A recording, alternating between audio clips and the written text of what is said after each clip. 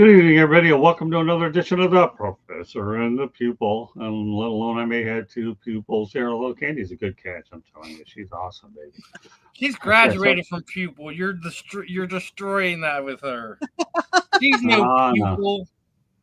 And now, you come, I'll tell you, you're a good, quick study too, Mr. Reichel. I'm telling you, you're doing some great stuff. So, anyways, we have a double header tonight, and I have some business calls that I have to take care of around 9:30. So, if you think I'm talking fast, let me tell you something. I'll be talking fast tonight, but I'm sure that everybody that Thank you, can't catch it on the Cyberuski. time, then they'll catch it on the Thank return. you. All right. Well, thanks, Cyberuski. Glad to have you on. We have a two-horse race between Cyberuski and Joshua Door. All right. Let alone, let's get to it. All right. I don't First know. segment. Josh was talking crap Friday, basically saying bleep Ruski because he's winning this thing. Yeah, that's okay. We like to have a little bit of love here on the network. So Candy's on for this first segment, and I'll tell you why. Because she got me to watch a movie last night, so she has to be on for this one. And the movie she got me to watch was The Replacements. And I wasn't thinking about doing a movie last night. I said, I don't want to watch these. But come on, you gotta watch a movie tonight since we've been doing crime shows. Like she had me watching NCIS all weekend, but that's okay. We'll go ahead and do a movie. So I thought, I'm going to draft her for this first segment because she did that. Yeah, there you go, Joshua Dora. There we have our 1-2 punch here in the chat room. Thanks, So here we Josh. go. Yeah. Yeah, the Yes. Rolls Royce. These guys are good, man. Cyberuski and Joshua Dora, they're getting better every day, man. I got to give these guys some props. All right, so we're going to go to 10 greatest films of all time, according to Sports Bible. Of course, everybody has their own opinion. Okay. And I have mine. Okay. And it's not conducive to theirs. But I'm going to go out there and throw them at you guys. If you want to add a couple of them, go ahead and do it. All right. According to these people, anyways, they say Rocky, Coach Cantor, The Wrestler, Fox Catcher, The Color of Money, Raging Bull, $1 Million Baby, Creed, Warrior, and Rush. Now, I have to say this. Really? Seriously? Really? How do you not include Hoosiers in there? I don't know what Bible they're studying, but not mine. It seems All like they right, were Steve. trying to. It seems like they were trying to take a little bit of each different kind, like $1 Million Baby is about boxing, like, and they were doing different sports because, yeah, those How windmills. do you off Hoosiers? All right, Candy, you started. Go ahead, give me Not your only Hoosiers, blue chips. Field of blue chip. Dreams. Okay. The Who wants to Warrior. start? We were going. I was going over this with Ben when we were reminiscing on all the people we've lost this year, and obviously Gene Hackman gets brought up, So we were going down that hole a little bit, but I even brought it up last night because Sydney Sweeney recently got the role of playing former women's boxer Chrissy Martin, and she's going to be playing her in a biopic that's going to be coming out in the next few years. So I've been talking movies a little bit recently. I mean, there's so many. You can bring up Miracle. It's a great hockey movie about the U.S. Olympic team. Kurt Russell was great in that movie. I don't care what anyone says. He was playing a good right a-hole in that movie. Yeah, Miracle was a pretty I good mean, one like, too. listen, it's so subjective, like, because we all have just like foods, we all have our own palate when it comes to movies too. Right, Um, right. Yeah, Miracle was good. Major League. so yes, With the Josh, we Titans. absolutely try to keep nothing off limits on the daytime programming. But back to our top list. I won't put Creed on there. I don't like the fact that Creed is on there. I love the movie. You could just put Rocky films in general because I feel 1 through 5 has a little bit of something for everybody. You gotta love how the movie barely explains. This is funny, right? When you look at the Rocky movies, he's a complete idiot the first 2 movies, right? Then somehow in 3 and 4 he becomes this cultured, sophisticated person, right? Then right back down the hill again. Obviously, you could sit there and say they wrote that in with the head injuries. But how does he go from complete freaking idiot to, he's this cultured, sophisticated person through 3 and 4? He didn't have So here, anyone look. teach him anything, right? But did he just figure out life in his mid-40s? It happens. It's not completely impossible, but Let's, I think Rocky as a whole has to be on there. yeah, the Like I Rocky said, series. I think 3 has some great moments in it. A lot of people love 4. A lot of people hate 5, but there's some great lines in 5. There's some great stuff that happens in 5. So it's like it's one of those things where I don't have a problem with people being upset about it, but I agree the $1 Million Baby should be on it just because that was a great story. Again, another female boxer is in that, plays the villain, and Lucia Riker's in that movie. So gotta give Clint Eastwood props for proper casting in that. Not a whole lot of combat sports one, but we can go football movies all day long. The Replacements. That's the one I watched last night that triggered this decision to do this topic tonight. Jerry Maguire.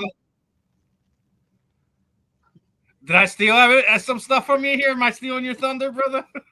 All right, so here, let's go to chat room. It's going to get interesting tonight. All right, who we have in here? We got some people.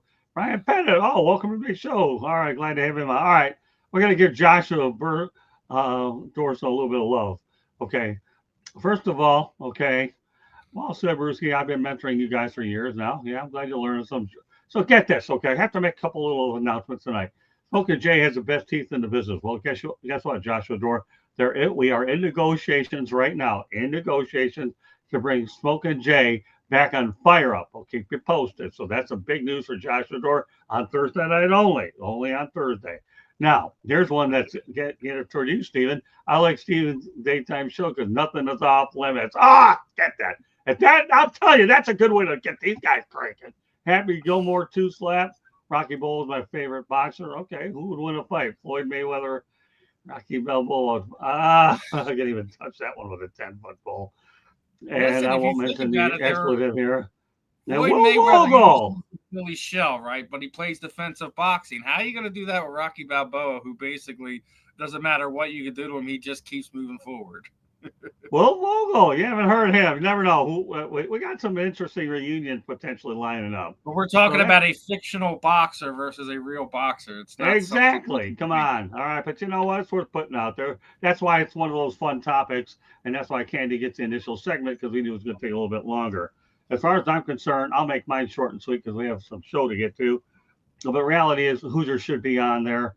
No ifs, ands, or buts about it. I know about the Rocky films being on there. Me personally, I like the Creed's my only real gripe because it's a great movie. It's a great way to kind of wrap up, the Apollo Creed type stuff in it. But it just doesn't, it's a story that didn't necessarily need to be told, but it's not a terrible story. It's not like how a lot of people aren't big fans of, all right, we just had Happy Gilmore 2 come out. I think they had a lot of great callbacks, some cool cameos. Didn't really care for the general list of the script. Just killing off Happy's wife in the first 5 minutes of the movie, and then basically have him being a drunken buffoon through 3/4 of the rest of the movie. Love the shooter callbacks. Love that. They found a way to keep Carl Weathers' character alive in some sense, right? But obviously they had to revamp the script when Carl passed a few years ago. So there's a lot of things. He paid nod to one of the young actors that passed away. That was in one of his other films. I don't know if anyone caught that Easter egg in there, but got to pay attention to that one. But again, Creed's my only real gripe with it. It's hard to do a top 10 sports movies list because there's so many different avenues. I know that's what we're challenging tonight, Mr. Rexall. Top 10. I don't want to talk it up too much. I know Candy's got some things. All right, go ahead, Candy. I'm gonna let her kind of chime in on this one. Yeah, but let me go ahead and Candy real quick. I'm gonna make it really, really easy. Okay, put Hoosiers in there, the Replacements, and I'm good. There's a lot of other ones you could get out there. But you got to put Hoosiers and the Replacements. That got me to watch a movie last night. And I love Gene Hackman. I'm going to leave it at that. So, anyways, thanks for stopping a little bit, Will Vogel. Appreciate you. Okay, Candy, go ahead and wrap it up. And then we got some more stuff to get to. How do you not put like some oldies but goodies, like the Bad News Bears? Yeah, like that's like classic and iconic. I mean, yes, Rocky. You could put Caddyshack in there. I mean, there's a lot of things. Field of Dreams, and like A League of Their Own. Like you said, it's very subjective. I like Major League, but that's because it was based out of Milwaukee. I mean, yeah. Yeah, well, come on, Candy. Wait a minute. Get real here. You like Major League because you were in it. Come on, explain that story. You gotta mention that. Well, yeah, it was filmed in Milwaukee. It was filmed in the old stadium, and I was actually a paid extra in Mr. 3000, which didn't do as well, obviously. But yes, I was part of the stands. You can't really see me, but it's fun. It's fun to say I was, a paid extra in a movie and to see part of a sports movie. But like Field of Dreams, I think it depends on if you go.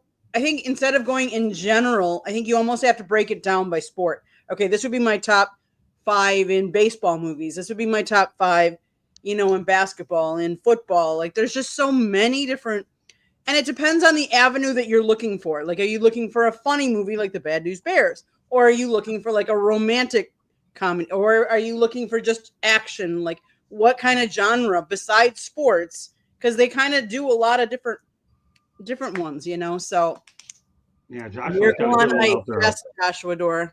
Yeah, Miracle on Ice and Slapshot certainly could be in the conversation. So Bull Durham could be in the conversation. I mean, there's Friday Night Lights. A lot of people like White Men Can't Jump. I mean, like there's a lot of different ones you can go into. Obviously, Hoosiers I would put up on the top, and we've actually been to where they filmed Hoosiers too. So that, I've been there. I've been to Field of Dreams. I've been with Major League. I've been to all those places. So it's kind of cool.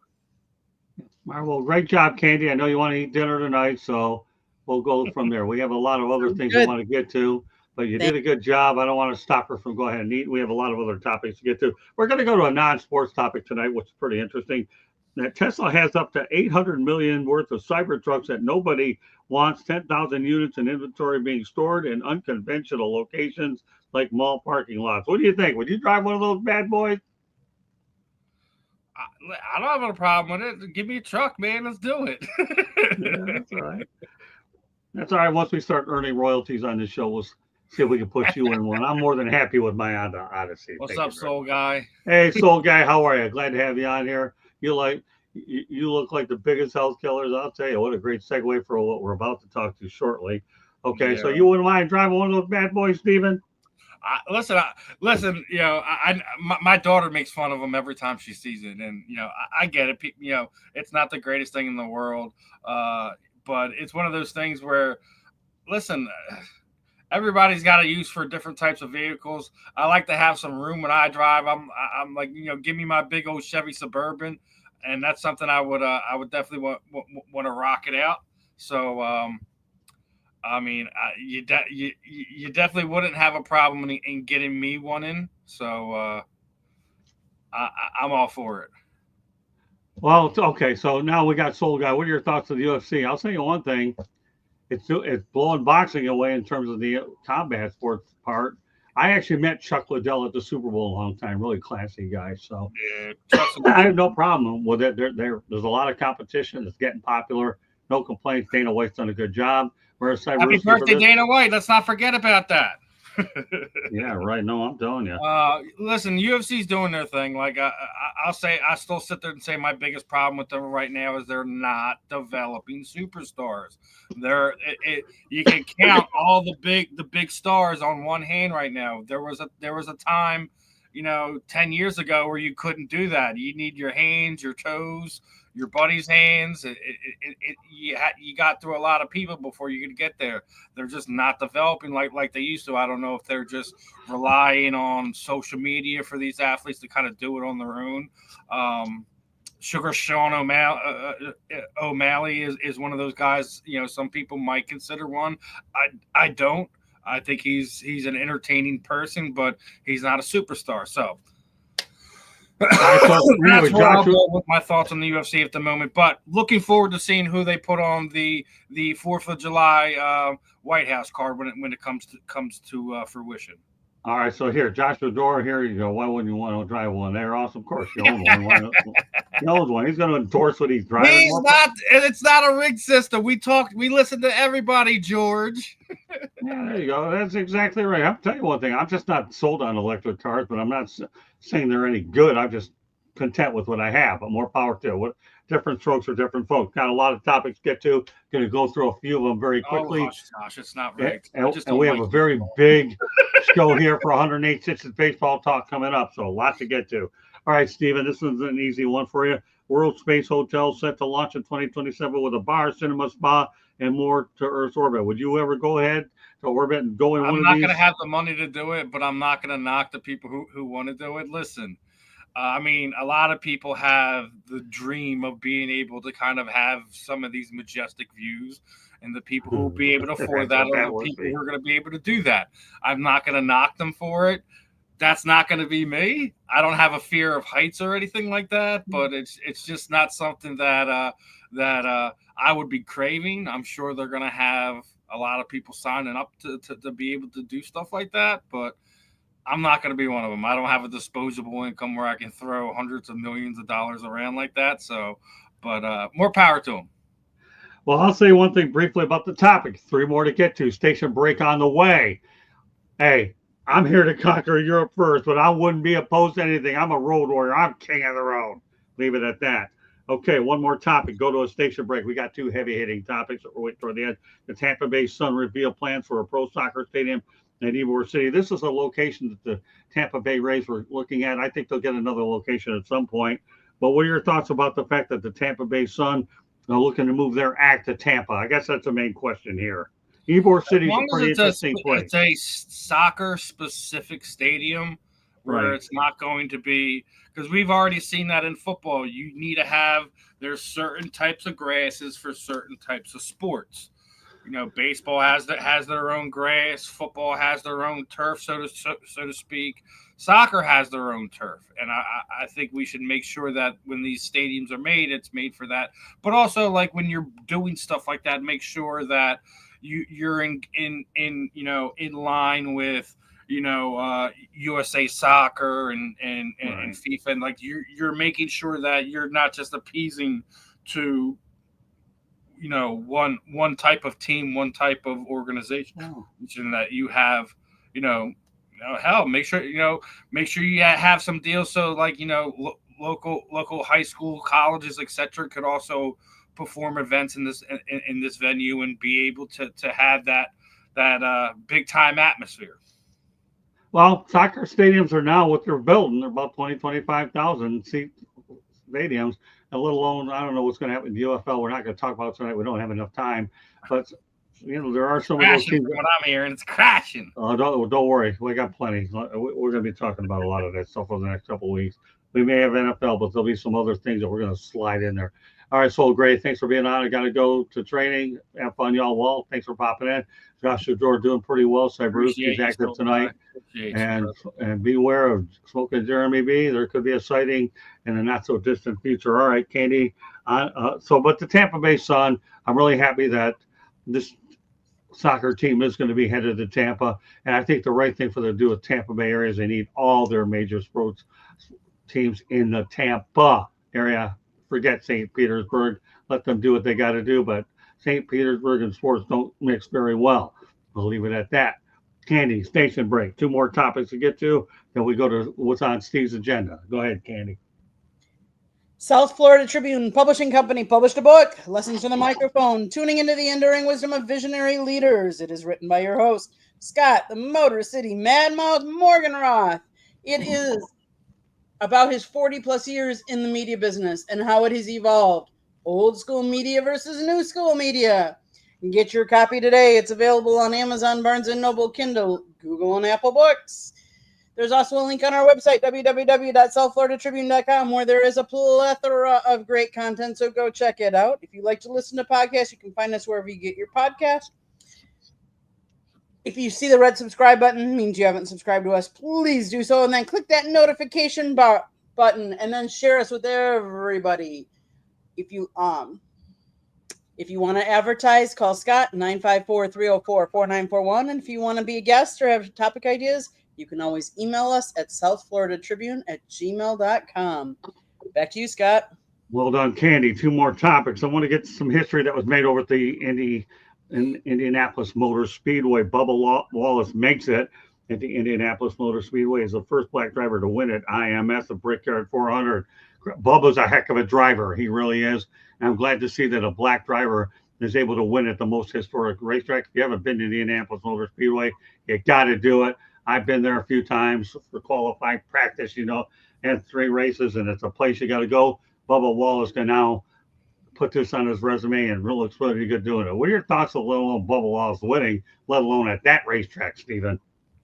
Yeah, I mean, different track, different themes. But yeah, I agree that, finally Bubba was able to kind of crack in that win column after I think it was over 100 races he had done and hadn't been able to kind of get over the hump there. But, I think people put too much into, the first black driver and stuff like that. If they're a good driver, they're going to be there. It's the same thing like when people try to push the same thing, the Tiger Woods thing in golf. I get it that these sports were basically, driven and grown up, through the lens of the white American athlete. You're always going to have these people that kind of come in and break the social norms of these sports. So I don't concentrate too much on that, but glad that Bubba was able to do it. Glad that he got his first win not too long after becoming a father. I don't know if people have seen the pictures of him, with his, she looks fairly newborn daughter rolling around there at the finish line there. It's a unique moment. It's something he'll never forget, regardless if she remembers it or not. But it's something that is going to be special for him for a long time to come. So couldn't be happier for Bubba. Well, let's put it to you this way, though, Stephen. Black drivers, I remember many years ago when I was working out in Arizona, that was something I did a topic on, and it was a hot topic. But the main thing is, it all comes down to economics right now, whether these individuals are able to get opportunities. Brad Doherty is a guy who actually was helping push that drive, and he's doing well. Michael Jordan's been in it. So, but the fact that Bubba Wallace was able to go ahead and pull it off at this track, if you talk to Tony Stewart tomorrow, he'll tell you I'd rather win at Indianapolis rather than Daytona International Speedway. He really will tell you that but that's because he's a racer and a driver and understands racing. But I'm not downplaying the significance of Daytona International Speedway because I've been to both of them myself. So I can really tell you right now, if I had the choice between one or the other, I'd lean toward Indianapolis all day long because it's been around so long. It's known for the brickyards and the tradition. So I completely get it, but I know where you're coming from, black driver at all. But anytime you have something significant with a minority group, it's certainly going to make a little bit more history than a lot of people is going to be there. Yeah, Josh Adore, I had an opportunity to talk with him today, got some other information I didn't know. And I think the only place I feel that he's going to be a huge help right at the moment is Fire Up. He's going to do some wonderful things on that Thursday night.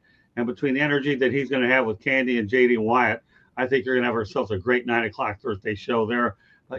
Sometimes you talk to people, you have to get two sides of the story. You need a little time to chill. And I think I'm looking forward to that reunion with Candy on the Country Club. But get back to what I'm saying is this is why it's kind of more of a topic, because it was a big topic. It really, really, really does. No, there's no hope for Joshua Dorr.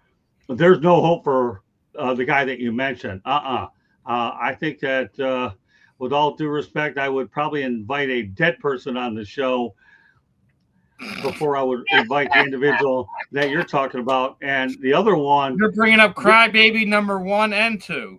Yeah, exactly. Thank you very much for helping me there, Stephen. I appreciate it. Listen, I'm gonna say like this. When you, I'll just cover Josh on this one. When you burn bridges and you do it in such a way, there's some point that I'm sorry, I'm wrong, just doesn't cover it. And these guys have these egos about themselves, right? Where they're not going to do that. So it's not something we're even going to entertain or discuss. So, Josh, moving forward, those two names are not to be mentioned moving forward. thank you so much. As far as Jeremy is concerned, I mentored this guy for a long, long time. And actually, he was the original host of this show. Steven done a marvelous job at this thing. But I think he's in the right spot. And I've had more information about the situation. That's why I've entertained the thought there'll be chemistry with the Steven, great recovery. But back to what I'm going to say to close this topic out, one more to go. And that's this, okay?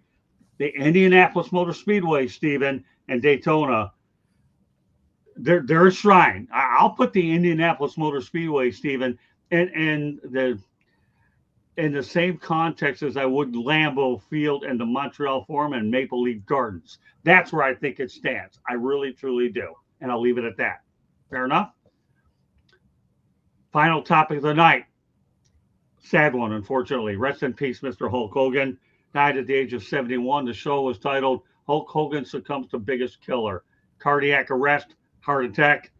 Steven, we talked about hypotheticals anyway before. I don't think there's any question that the man was on steroids. He was a star in Rocky III. But why don't you go ahead and define the legacy of Hulk Hogan? Well, I mean, there's a lot of things that people have been kind of putting out there than trying to run this whole thing down. You know, one, the steroids things, like, come on, let's be honest. Like, to be able to do what he was doing as long he was doing it, steroids had to be a part of it. As a lot of people know, it's not just about growing the muscle mass, it's being able to recover faster is one of the bigger things. What do wrestlers do on a consistent basis? They take bumps, very big bumps. And at the time where you're accusing him of this, he just got done taking over the wrestling world from Andre the Giant, who's arguably the biggest wrestler we've ever seen, you know, as far as popularity and everything of that nature. People like to bring up, you know, some quotes that he made back in the early 2010s about, you know, who he'd like to have his daughter with and who he'd not like to have his daughter with. And, you know, right. Being in a time where Hulk grew up, I think that he might have what people would call racist tendencies, but I don't think it's quite that.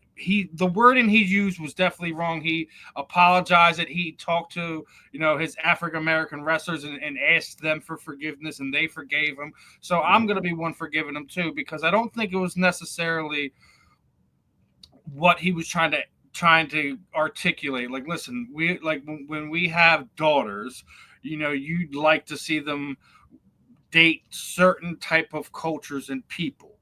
I'm not sitting there saying that Hulk was right in how he went about that, but I'm not sitting there saying I'm not going to judge Hulk Hogan's life over one bad decision.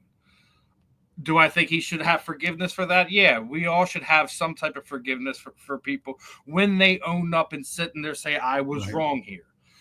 His legacy, but ultimately has to be defined on, he was the first of a lot of things for wrestling and for WWE. He was the first really big megastar that we had in professional wrestling. Right. He was one of the first guys that was put on the stand and dealt with the whole steroids issue, which he openly admitted on the stand that he did steroids. So anyone who's thinking that he didn't do it, he did. It's in open court. He said he did. That's the end of that. But he was also the first that broke into the movie business. He laid paths for the John Cenas of the world, the Batistas of the world, the Dwayne Johnsons of the world.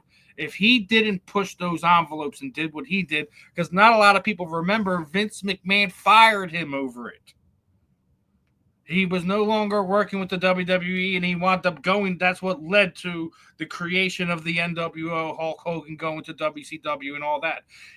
Which ultimately helped the business grow exponentially in so many different other ways. He has so many great moments in wrestling history that you can't deny.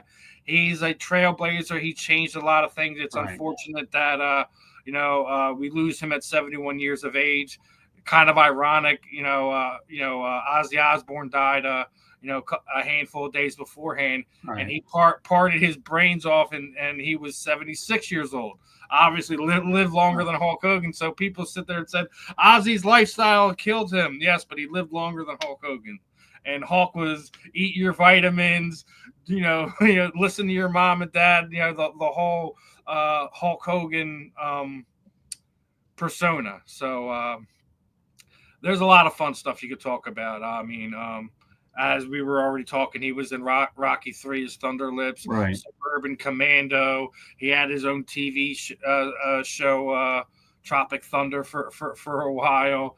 Obviously, he did a lot of stuff. He broke down a lot of doors and made things possible for today's wrestler to kind of do certain things. So some people can feel indifferent about him. That's your take, but I grew up on Hulk Hogan. I don't think he's this perfect man. This that should be held as the shining example of anything. But we all have memories and moments that I think kind of stand out. And Hulk had some funny moments, man. No holds barred when he was doing that thing with the guy. His rival was this guy named Zeus, who anyone watched the Friday movies was thinking there was a scene where he's chasing this guy down, promoter guy down, and the driver had, I guess, soiled himself, and Hogan's like, "What's that smell?" He had some great moments in a lot of different movies. So let's put it to you this way, okay? After we're done with Hulk Hogan, you're going to give a couple minutes only because we're running a little bit low on time about your agenda. Right. But here's what we're going to talk about. Anytime you see a guy body get killed by steroids, the two guys that come to mind of me are Lyle Alzado and John Matuzak in the NFL. Those guys, oh my God, they died way too early. They really, really did. Hulk Hogan, you actually used to live in the same neighborhood as my buddy Gus up in Clearwater. And Gus met him. He thought he was a pretty personable guy. He had a good time. So, but the way I look at Hulk Hogan is this. He put wrestling on the map. He really did. He defined what entertaining, knows what entertainment is about, both in the ring and out of the ring. And he put that sport on the map. And you got to give him his due. Everybody has personal things or that we may regret. I can't think of a person that doesn't. We all do. But in the end, the guy to me is iconic in his own way. And that's the legacy he is. 71, let's face it, he had a lot of neck and back surgeries and all kinds of operations. As I understand it, like 20 some odd surgeries in the last 9 or 10 years. That doesn't help either. So the reality of the situation is he lived a hard 71 years. And I repeat, a hard 71 years. But Hogan, on behalf of your friends over here at the Professor and the Pupil, rest in peace. We really appreciate everything you did for everybody in combat sports. And what more can be said? Let's not forget 370 days in a year, my friend. Yeah, well, we talked about that a few weeks ago, remember? I know, that's why I was making fun of it. Yeah, well, make fun of it. The fact of the matter is 170 days a year in that sport is like 300 days a year in any other thing. So you can laugh about it all you want, but that's a lot, let alone to get hammered. It's called hammer time. All right, but you know what I'm going to do, Stephen? Part of the show here that we're going to give you a hammer time, but we got to give Cyberus his deal. Since I was dumb enough to bring up the Tesla thing, you have to understand Tesla's not like a typical dealership. They do have lots. If there's any excess vehicles, they will rent parks for us. Yeah, we know all about that, but thanks for the information. Let's see what else you're going to put up there. Okay, everyone is blessed not to have to say, thanks, JD Wyatt. This guy's a superstar in our broadcast. And now Cyberuski said Tesla's doing better. And so, if that's the case. And one more stat before we go ahead and get on to Stevens. Without cite that, a ballpark estimate on today's storm suggests that Tesla 26 to 40,000 tons could be on U.S. dealer lots. All right, we'll see. I actually, from the Detroit area, I used to drive a lot of stuff like that. It is what it is. So as far as I'm concerned, Stephen, last couple of minutes left in the show here. You can talk about what your agenda is. We also have Inside the Pigskin tomorrow. Stephen and I will be on. We're going to have another guy, one of my old friends, Tommy Shanahan. Get ready for him. And, of course, our regular group every week. Tom Shanahan is a 3-time author, will be joining our crew. I'm going to give the next 2.5 to 3 minutes over to my co-host, Stephen. Go ahead. And thanks for everybody. Their participation in the chat room has been absolutely outstanding. Go ahead, Stephen. Well, first off, obviously, had a few extra programs last week. Yes, we did do the interview with BKFC featherweight champion Jessica the Black Widow Borga last night. So if guys missed that, make sure you check back into that one. We also did do an interview with NFL defensive back. He's taken some time off. He was supposed to be with the Titans, but Tay Godwin, he was an Eagle for a year. He was in Minnesota, Arizona. He's writing a book as we speak right now. It should be out within the next year or so. So we sat down and talked to Tay. But this week we're going to be joined by Vinny Papali. Obviously, I got his signed jersey over there. We're also going to be joined by Justin Ferrillo. He's a Philadelphia Eagles content creator, and also I'm going to be talking with one of the winners from this weekend's BKFC Fight Night here in Philly. Dalvin Blair is also going to be joining me Sunday. So, as always, keeping it busy here on the South Florida Tribune Media Network, having fun on all the programming. Not going to keep too much of the time. Just make sure you guys are locked in. We're going to be continue to have fun, grow, and do what we do here on this channel. Yeah, absolutely. And of course, we're working on our giveaways. Take a little time to get around, but right now we're stacking the deck with our gift packages. So hang in there, be patient. We completely appreciate everybody tuning in. Hey, Ruski, I know you're giving us some information. We're all about information. You didn't do anything wrong. We're giving you some information, and I like to have off-the-wall topics on this show because it's one of those shows that you can absolutely do it. Bringing Candy Embley for one last station break. We have 108 Stitches baseball talk in a moment. Stephen and I will be back at this better than ever in about 24 hours or so doing inside the pitch. And Candy, take us down the road and take us home. South Florida Tribune Publishing Company published a book, Lessons from the Microphone, tuning into the enduring wisdom of visionary leaders. It is written by our host, Scott, the Motor City Madmouth Morgan Roth. It talks about his 40 plus years in the industry and how it has changed. Old school media versus new school media. Get your copy today. It's available on Amazon, Barnes & Noble, Kindle, Google, and Apple Books. There is also a link on our website, www.southfloridatribune.com, where there is a plethora of great content, so go check it out. If you like to listen to podcasts, you can find us wherever you get your podcast. And Monday nights we talk anything goes. But we talk baseball. Tuesday nights, we talk football. Wednesday nights and Thursday nights, you never know what you're going to get. Although on Sports Wrap, we talk hockey on Thursday nights. But you have to tune in to find out what we're talking about during the week. To hit that notification button so you're notified every time we do go live.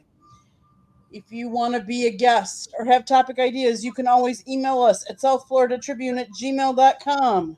If you want to advertise or sponsor a show, call Scott, 954-304-4941. Back to you, Scott. Thanks, Candy. And Joshua, I think there might be some validity to what you're saying. I won't put it on the screen, but what I think that you're saying is, as I look into it in the chat, I wouldn't be surprised there. But nevertheless, we're working on seeing if we can get him more rehabilitated. He's done a lot for the network. He gets a little more slack than the other two bozos, the clowns, but that's beside the point. But meanwhile, Stephen, great stuff. Also, like I said, that South Florida Tribune Media Network has your name all over it. You did a good job when you all talk about it on the network. I just locked in that domain name with the intent it was actually headed your way. And considering the fact that you've done an unbelievable job with the real and the rare, now I'm giving you another tool to work with as well. So you'll be able to work around with it. Great show tonight by my pal here and the pupil, Stephen Reichel. This guy is unbelievable. I tell you one thing. The best edition of this year is the man wearing the Phillies cap tonight. I'm so proud of everything he's done, and I'm so proud of everything that we have that we're working on here on the network. I said this to a few other people. I said it to a few, and I'll say it to you. Without you, Stephen, I wouldn't have been able to take that much-needed 2.5-week vacation, which I totally needed. I am so thankful and grateful to you that you ended up filling in as beautifully and nicely as you did. I will always be grateful for you to do that. And I'm going to tell you, now that I'm hooked on international travel, I got a soundbite we're going to play on next week. Amen, Stephen. This guy here was unbelievable. I needed that 2.5 weeks, and now I have a different attitude of life. I love you, Stephen. I don't say that to many people, but you definitely are one of those cats that I got to say that to. So with that said, 108 Stitches Baseball top of the hour. Stephen, any final words as we close this bad boy out? I'm gonna re-emphasize, since we're gonna go switching into baseball in about a few minutes here. I'm gonna re-emphasize what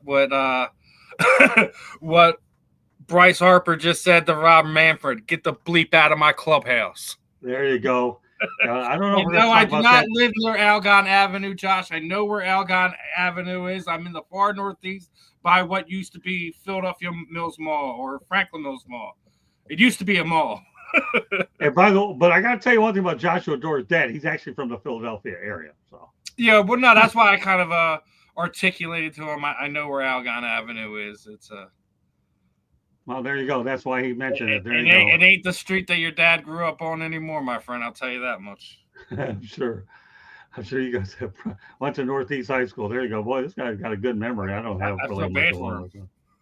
I went Yeah, to it feels Washington. bad. That's right. Well, we're going to end it on this note, but we'll be back in about 10 minutes or so. Joshua Doerr, proud of you, and Cyberuski, what you did in the chat room. You guys are awesome. And Steven, you're always awesome. So we got some work to do tomorrow night.